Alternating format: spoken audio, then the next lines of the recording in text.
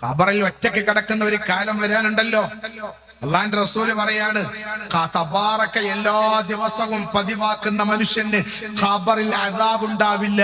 ഷഫീഉനാ റസൂലുള്ളാഹി. അല്ലാഹു ആ വിഭാഗത്തിൽ നമ്മളെ പെടുത്തി തരട്ടെ. തബാറക ദിവസവും പതിവാക്കിയ ഖബറിൽ ചോദ്യം ഉണ്ടാവില്ല, ഖബറിൽ ശിക്ഷയില്ല. ഒരിക്കൽ നബി സല്ലല്ലാഹു അലൈഹി വസല്ലമ തങ്ങളും സ്വഹാബത്തും കൂടി യുദ്ധം കഴിഞ്ഞ് വരുമ്പോ വഴിയിൽ ടെന്റ് കെട്ടി വിശ്രമിച്ചു. അങ്ങനെ വിശ്രമിക്കുമ്പോ ഒരു സ്വഹാബി പാതിരാ സമയം ഇങ്ങനെ ഉറങ്ങുക. അപ്പൊ ഇടക്കൊന്ന് ഉണർന്നു നോക്കുമ്പോ എവിടുന്നോ തബാറക സൂറത്ത് ഓതുന്ന ശബ്ദം.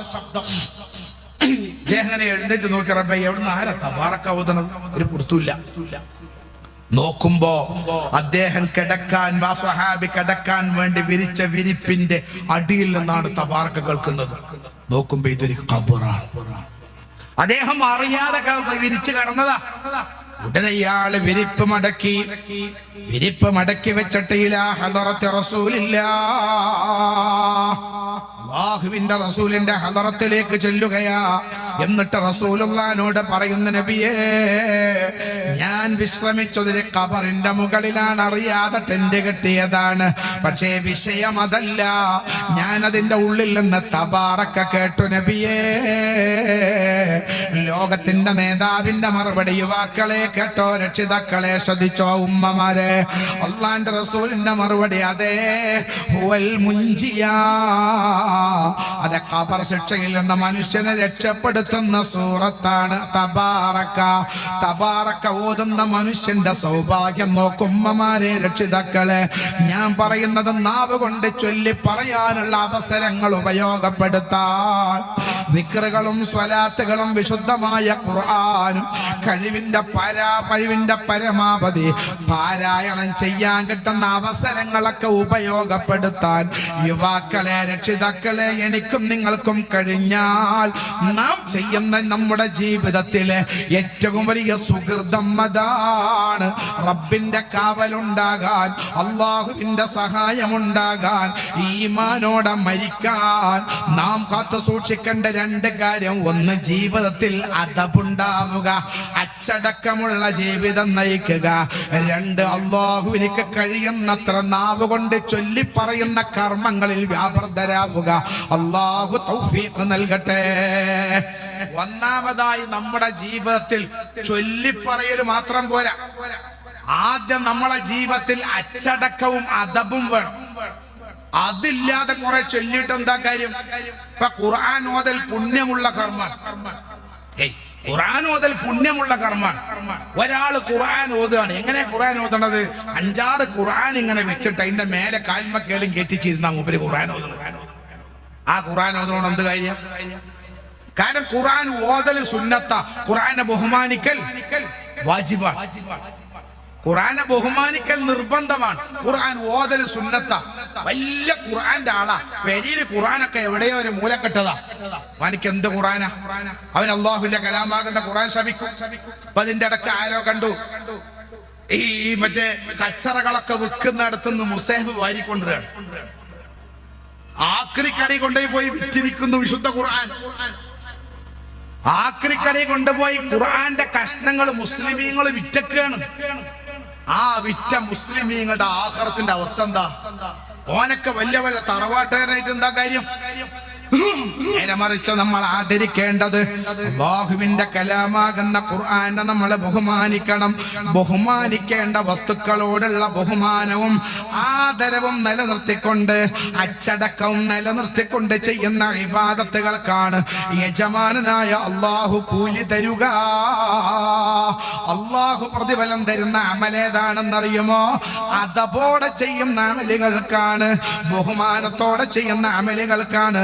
മഹാനായ ബഹുമാനപ്പെട്ട മഹാന്മാരായ പണ്ഡിതന്മാർ ബിശ്റുൽ ഹാഫി റളിയല്ലാഹു അൻഹു ഒരു വഴിയിലൂടെ നടന്നു പോകുമ്പോ തന്റെ മുമ്പിൽ ഒരു കടലാസ് കണ്ടു. ഒരു കടലാസ് തന്റെ മുമ്പിൽ ഒരു കടലാസ് കണ്ടു. എന്താണ് കടലാസ്? നോക്കുമ്പോ അതിൽ അള്ളാന്റെ പേരുണ്ട്. അള്ളാഹുവിന്റെ പേരുള്ള ഒരു ഖുർആന്റെ കഷ്ണം. ഉടൻ ഈ മഹാനായ ബിശ്റുൽ ഹാഫി റളിയല്ലാഹുവിന്റെ മനസ്സിന് വല്ലാത്ത പേടി, ബേജാറ്. ആ ബേജാറിനാണ് ഈമാൻ എന്ന് പറയാ. നമുക്ക് ഇല്ലാത്തതും അതാണ്. മുസഹഫ് കിടക്കുന്ന കണ്ടാ പോലെ എടുത്തിട്ട് അങ്ങോട്ട് ഇടും.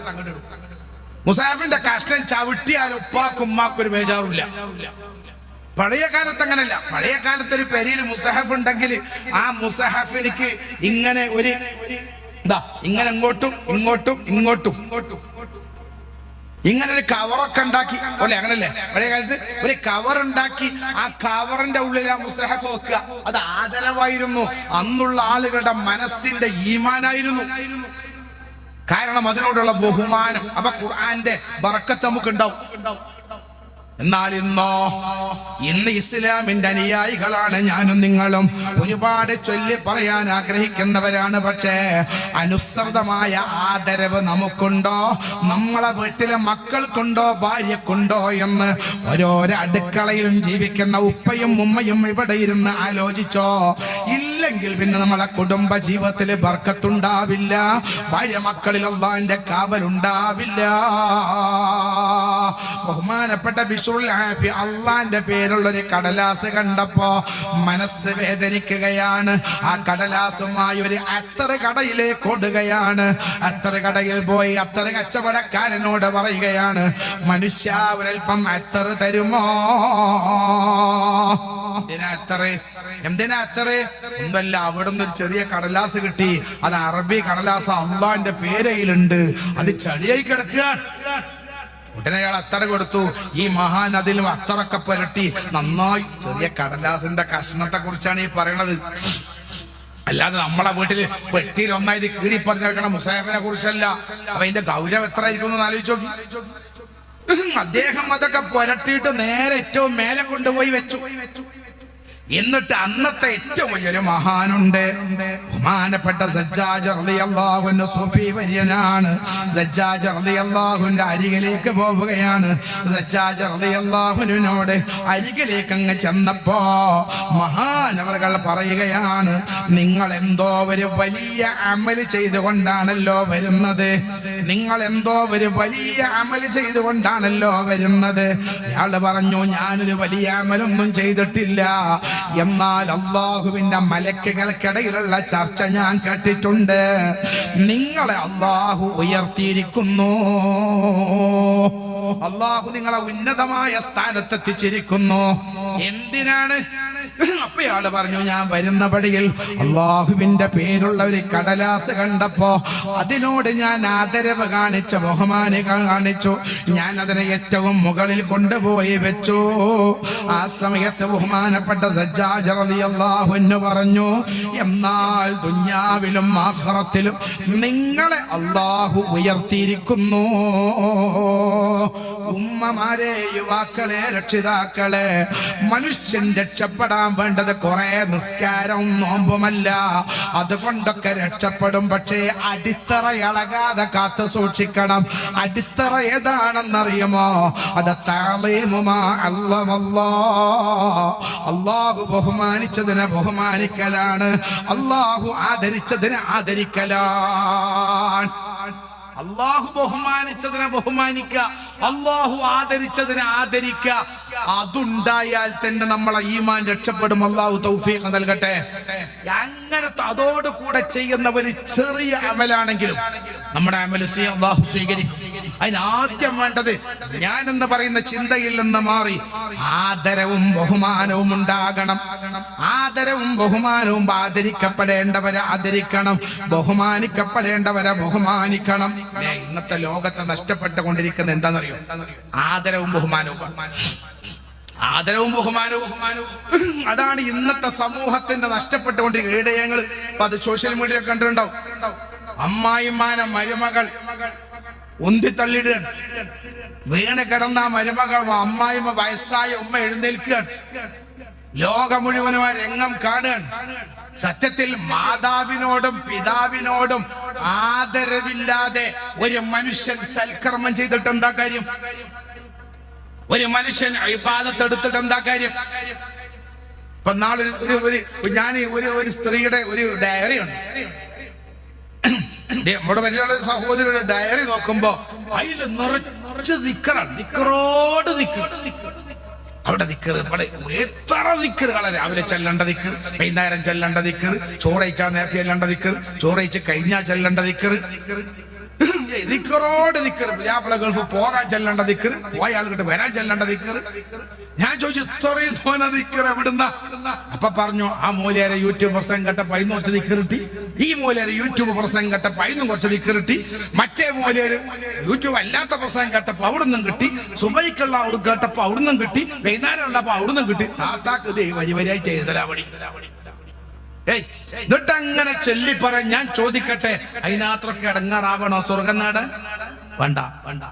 അള്ളാഹുവിന്റെ പൊരുത്തം കിട്ടിയാൽ മതി. അള്ളാഹു തൗഫീഖ് നൽകട്ടെ. അള്ളാന്റെ പൊരുത്തം കുറെ ദിക്റുകൾ അവിടെ കേട്ടു, ഇവിടെ കേട്ടു, മൊബൈലിൽ കേട്ടു, രാവിലെയും കേട്ടു, വൈകുന്നേരം കൂടെ, ഉച്ചക്കും കേട്ടു, രാവും കേട്ടു, പകലും കേട്ടു, എഴുതോടെ എഴുത്ത്. ഇതുകൊണ്ട് അള്ളാന്റെ പൊരുത്തം കിട്ടുവോ? ഇല്ല ഉമ്മമാരെ. നിങ്ങളിൽ ഒരാളും അമല് കൊണ്ട് രക്ഷപ്പെടുകയില്ല എന്ന് മുഹമ്മദ് മുസ്തഫ. എത്ര ഇബാദത്തെടുത്താലും എത്ര സൽക്കർമ്മം ചെയ്താലും രക്ഷപ്പെടുകയില്ല.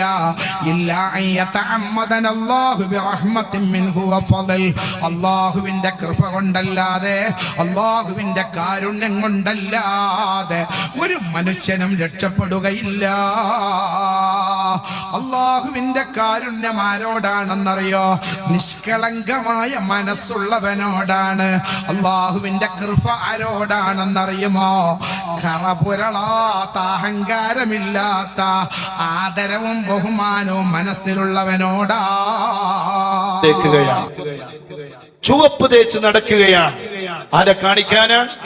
ഭർത്താവിനെ കാണിക്കാനാണോ? അല്ല, ആരുടെയോ ഒക്കെയോ മുന്നിൽ സൗന്ദര്യം പ്രദർശിപ്പിക്കാനാ. ഞാൻ ഇന്നലെ മേക്കപ്പിനെ കുറിച്ച് പറഞ്ഞിരുന്നു. അപ്പൊ ഒരാൾ എനിക്ക് മെസ്സേജ് അയച്ചു, ഉസ്താദ് ഇപ്പൊ മേക്കപ്പ് ഒന്നുമല്ല, ഇപ്പൊ പുട്ടിയിടലാണ്. ഇപ്പൊ മേക്കപ്പ് ഒക്കെ പോയി പുട്ടിയിടലാണ്, മുഖം പുട്ടിയിടാ. നമ്മളെ പള്ളിന്റെ ഈ ചുമര് പുട്ടിയിട്ടിട്ടുണ്ട്, അതൊന്ന് നല്ല മിനുസമാകാൻ വേണ്ടി പുട്ടിയിടുകയാണ്. ഇപ്പോ കല്യാണത്തിന് പെണ്ണ് മുഖത്ത് പുട്ടിയിടുകയാണ്, സൽക്കാരത്തിന് പെണ്ണ് പുട്ടിയിടുകയാണ്, എല്ലാ പരിപാടികൾക്കും പുട്ടിയിടുകയാണ്. എന്തൊരു വല്ലാത്ത കാലമാണ്. ആരെ കാണിക്കാനാണ്? അങ്ങനെ പുട്ടിയിട്ടിട്ട് റീൽസുകൾ ഉണ്ടാക്കുകയാണ്, 10,000 ചെലവഴിച്ച്. എന്നിട്ട് ആ റീൽസുകളോ ഇൻസ്റ്റയിൽ അയാള് അവര് അപ്ലോഡ് ചെയ്യുകയാണ്, ഫേസ്ബുക്കിൽ അപ്ലോഡ് ചെയ്യുകയാണ്. ആ പെണ്ണ് ഹജ്ജിന് പോയാൽ ഹജ്ജ് സ്വീകരിക്കുമോ? ആ പെണ്ണ് നിസ്കരിച്ചാൽ നിസ്കാരം കബൂലാകുമോ? അള്ളാഹുവിന്റെ മുന്നിൽ തൗബ ചെയ്യണ്ടേ? തൗബ ചെയ്യാതെ ഒരാൾക്കും രക്ഷയില്ല. മരിക്കുന്നതിന് മുമ്പ് തൗബ ചെയ്യണം. അള്ളാഹു നമ്മുടെ തൗബയെ സ്വീകരിക്കട്ടെ. ഖാലിസായ തൗബ.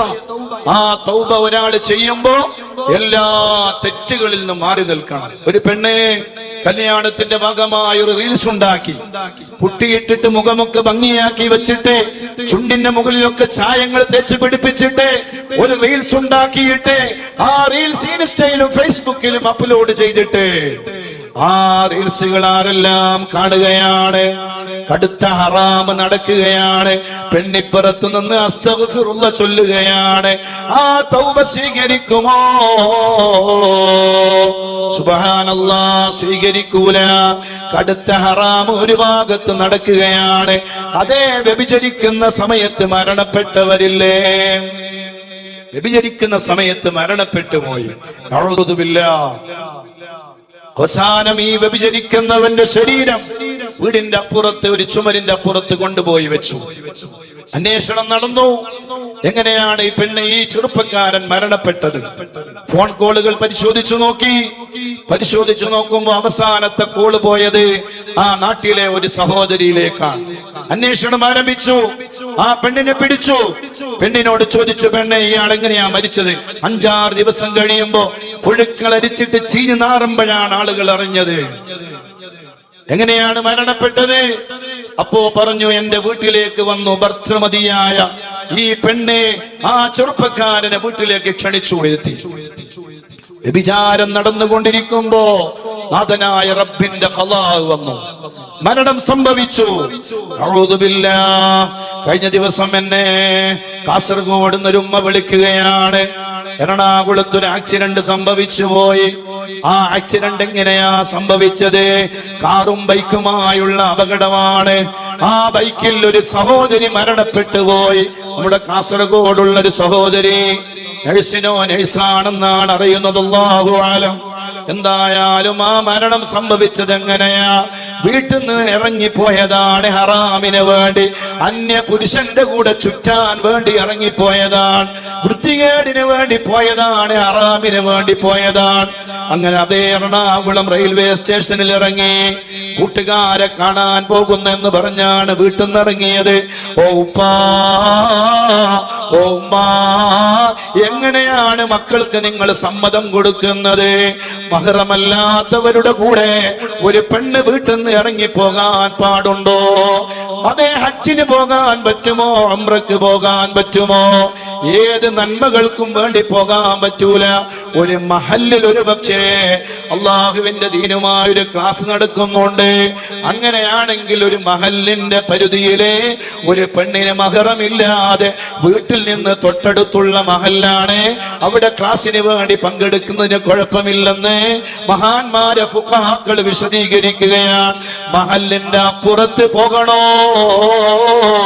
മഹ്റമില്ലാതെ പോകാൻ അനുവാദമില്ല. ഒരു കൂട്ടം സ്ത്രീകളില്ലാതെ ഹജ്ജ് ചെയ്യാൻ, അതേ നിർബന്ധമായ ഹജ്ജ് ചെയ്യാൻ അനുവാദമില്ല. ഒരു കൂട്ടം സ്ത്രീകളില്ലാതെ അതേ നിർബന്ധമായ ഉംറ ചെയ്യാൻ അനുവാദമില്ല. എന്നിട്ട് ഈ പെണ്ണ് വീട്ടിൽ നിന്ന് ഇറങ്ങി പോവുകയാണ്. എറണാകുളത്തിറങ്ങി അന്യ പുരുഷന്റെ കൂടെ, ഒരു പരിചയവുമില്ലാത്ത മൊബൈലിൽ കൂടെ മാത്രമുള്ള പരിചയം, ആ പരിചയമുള്ള ചെറുപ്പക്കാരന്റെ കൂടെ ബൈക്കിൽ യാത്ര തിരിക്കുകയാണ്. എതിർ നിന്ന് വന്ന അതേ സ്വിഫ്റ്റ് കാർ ഈ വാഹനത്തിലേക്ക് അടിക്കുന്നു. തൽക്ഷണം തലയതാ ആ നടുറോട്ടിൽ ചിന്നിച്ചിതറി മരണപ്പെടുകയാണ്. ചിന്നിച്ചിതറിയോ ഇല്ലയോ എന്നത് അല്ലാഹു അലം. ഏതായിരുന്നാലും തലയിടിച്ച് മരണം സംഭവിക്കുകയാണ്. സുബ്ഹാനല്ലാഹ്. എന്നിട്ട് എന്താ ഉണ്ടായത്? അവരെ കുറിച്ച് കൂടെ വിളിച്ചു കൊണ്ടുപോയ രണ്ട് പെണ്ണുങ്ങളെ കുറിച്ച് യാതൊരു വിവരവും ഇല്ല.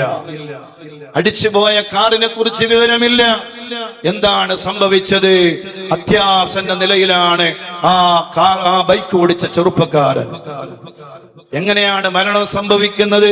ഹറാമിന് വേണ്ടി പോകുമ്പോൾ മരണം സംഭവിക്കുകയാണ്.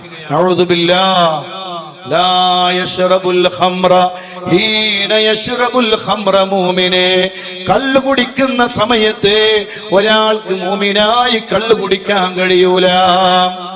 അതേ ഒരാള് മയക്കുമരുന്ന് കഴിക്കുന്ന സമയത്ത് അയാൾക്ക് മുഅ്മിനായ നിലയിൽ മയക്കുമരുന്ന് കഴിക്കാൻ കഴിയൂല. ആ മയക്കുമരുന്ന് കഴിക്കുമ്പോ, മദ്യം കുടിക്കുമ്പോ അയാളുടെ ശരീരത്തിൽ നിന്ന് ഈമാൻ അല്ലാഹു ഊരിയെടുക്കുകയാണ്. സുബ്ഹാനല്ലാഹ്. വലിയ ഗൗരവമുള്ള വിഷയമല്ലേ? ലാ യസ്നി സാനി ഹീന യസ്നി വഹുവ മുഅ്മിൻ. അതേ മുഅ്മിനായ മനുഷ്യനിക്ക് വ്യഭിചരിക്കാൻ കഴിയൂല. വ്യഭിചരിക്കുന്ന സമയത്ത് അയാളുടെ ശരീരത്തിൽ നിന്ന് അല്ലാഹു ഈമാനിനെ ഊരിയെടുക്കുകയാണ്. ആ സമയത്താണ് അയാൾ മരണപ്പെട്ടതെങ്കിലോ അയാളുടെ മരണം ഈമാനില്ലാത്ത മരണമാണ്. നഊദു ബില്ലാഹ്. സൂക്ഷിക്കണേ, ശ്രദ്ധിക്കണേ. നല്ല നല്ല റീൽസുകൾ ഉണ്ടാക്കിയിട്ട് അപ്ലോഡ് ചെയ്തിട്ട് പിറ്റേ ദിവസം മരണപ്പെട്ടു പോയാലോ? പിറ്റേ ദിവസം മരിച്ചു എന്ത് ചെയ്യും? ആരെങ്കിലും ആ റീൽസുകളൊക്കെ ഒരുപക്ഷെ ഡിലീറ്റ് ചെയ്തിട്ട് ഈ പെണ്ണിന് വേണ്ടി ദ്വാരന്നാൽ ഒരുപക്ഷെ അള്ളാഹു സ്വീകരിച്ചു എന്ന് വരാം. പക്ഷെ ഈ കടുത്ത ഹറാം അപ്ലോഡ് ചെയ്തിട്ട് ഈ പെണ്ണ് പിറ്റേ ദിവസം മരണപ്പെട്ടാലോ? ആരാണ് ആ പെണ്ണിന് വേണ്ടി അള്ളാഹുവിനോട് വക്കാലത്ത് പറയാ? എത്ര ദുആർന്നിട്ട് കാര്യം ഉണ്ടാവോ? ഒരു ഭാഗത്ത് നമ്മുടെ ദുആകളും ദിക്റുകളും ജോറുപാറ്, വേറൊരു ഭാഗത്ത് ഈ പെണ്ണ് അഭിനയിച്ച അഭിനയങ്ങൾ, ഈ പെണ്ണെ ഉണ്ടാക്കി തീർത്ത വൃത്തികേടുകൾ, കടുത്ത ഹറാമുകൾ പലരും കണ്ട് ആസ്വദിക്കുകയാണ്. കാരണം ഈ പെണ്ണല്ലേ അതുകൊണ്ട് ശ്രദ്ധിക്കണേ ഓ എന്റെ പ്രിയപ്പെട്ട മുഅ്മിനീങ്ങളെ, ദുനിയാവ് വളരെ മോശമായി കൊണ്ടിരിക്കുകയാണ്. ഞാൻ എന്റെ സംസാരം നിർത്തുന്നു. സയ്യിദുനാ ഹംദല റളിയല്ലാഹു അൻഹു അല്ലാഹുവിന്റെ റസൂലിനോട് വന്ന് പറയാണ്, നബിയേ ഞാൻ മുനാഫിഖായി പോയി നബിയേ. സുബ്ഹാനല്ലാഹ്. ഹംദല റളിയല്ലാഹു അൻഹുവിനോട് അല്ലാഹുവിന്റെ റസൂല് ചോദിക്കുന്നു, എങ്ങനെയാണ് ഹംദല നിങ്ങൾ അതേ മുനാഫിഖാകുന്നത്? നബിയെ, അങ്ങയുടെ സദസ്സിലിരിക്കുമ്പോ എനിക്ക് നന്മയിലേക്ക് പോകണമെന്ന് എന്റെ കൽബ് പറയുകയാണ്. പക്ഷേ എന്റെ കൽബ് വളരെ മോശമാണ് നബിയെ. ഞാൻ അഥവാ ഈ സദസ്സുകളൊക്കെ പിരിഞ്ഞ് കുറഞ്ഞ ദിവസം കഴിയുമ്പോ പിന്നെയും തെറ്റുകൾ ഞാൻ അറിയാതെ സംഭവിച്ചു പോവുകയാണ്. അല്ലാഹുവിന്റെ റസൂല് വല്ലാതെ വേദനിച്ചു പോയി. ഹംദലാ, നിങ്ങളുടെ കൽബിൽ ഈമാനിന്റെ അംശമുണ്ട് ഹംദല. ഈമാനിന്റെ പ്രഭ നിങ്ങളുടെ കൽബിലുണ്ട് ഹംദല. സയ്യിദുനാ റസൂലുള്ളാഹി. നമ്മളൊക്കെ നല്ല നല്ല സദസ്സുകളിൽ പങ്കെടുക്കണം, ധാരാളം ദിക്റുകൾ ചൊല്ലണം, മക്കൾക്ക് നല്ല നല്ല വയലുകൾ കേൾപ്പിച്ചു കൊടുക്കണം. ആ മനസ്സുകൾ പരിവർത്തനം ഉണ്ടാകും. ഒരു പക്ഷേ ആ പരിവർത്തനത്തിന് ശേഷം എന്തെങ്കിലും ഒരു തെറ്റ് അറിയാതെ സംഭവിച്ചു പോയാൽ പിന്നെ നാഥനായ റബ്ബിലേക്ക് പിന്നെയും മടങ്ങണം. അങ്ങനെ എപ്പോഴും ഖൽബ് നന്നാക്കി എടുക്കാനുള്ള നല്ല പ്രവർത്തനങ്ങൾ ഉണ്ടാകണം. സയ്യിദുനാ ഹംദല റളിയല്ലാഹു അൻഹു അവസാനമായി വഫാത്താകുന്നത് എങ്ങനെയാണെന്നറിയുമോ? കല്യാണം നടക്കുകയാണ്, മധുവിധു കൂടുകയാണ്. ഉഹദിലാണ് വീട്. സയ്യിദുനാ ഹംദല റളിയല്ലാഹു അൻഹുവിന്റെ വീട്. ആ വീട്ടിലിങ്ങനെ ഭാര്യയുമായി ഒന്നാമത്തെ രാത്രി, ആദ്യ രാത്രി പങ്കിട്ടുകൊണ്ടിരിക്കുകയാണ്. സുബ്ഹാനല്ലാഹ്. ഒരു ഭാര്യയും ഒരു ഭർത്താവും എത്ര സന്തോഷത്തോടുകൂടെയാണ് ഒന്നാമത്തെ രാത്രി കഴിച്ചു കൂട്ടുന്നത്. ആ ഭാര്യയുടെ സമീപത്ത് കിടന്നുകൊണ്ടിരിക്കുമ്പോ അതാ വിളിയാളം വരുന്നു, മുസ്ലിമീങ്ങളെ ഉഹദ് യുദ്ധത്തിന് വേണ്ടി ഒരുങ്ങണേ, ഉഹദ് യുദ്ധത്തിന് വേണ്ടി ഒരുങ്ങണേ, ഉഹദ് യുദ്ധത്തിന് വേണ്ടി ഒരുങ്ങണേ. ഹംദല റളിയല്ലാഹു അൻഹു പിന്നെ കാത്തു നിന്നില്ല. തന്റെ ആദ്യ രാത്രിയാണെന്ന് ഓർത്തില്ല, തന്റെ ഭാര്യയുടെ സമീപത്താണെന്ന് ചിന്തിച്ചില്ല. ഭൗതികമായ ലോകം മറന്നുപോയി. അല്ലാഹുവിലേക്ക് യാത്ര തിരിക്കുകയാണ്. ഒരു പിടിച്ച വാളുമായി ഉഹദിന്റെ രണാങ്കളത്തിലേക്ക് വരികയാണ് സയ്യിദുനാ ഹംദല റളിയല്ലാഹു അൻഹു. ശത്രുക്കളുമായി ഏറ്റുമുട്ടുകയാണ്. 30ഓളം ആളുകളെ തന്റെ വാളിന്റെ ഇരയാക്കുകയാണ് സയ്യിദുനാ ഹംദല റളിയല്ലാഹു അൻഹു.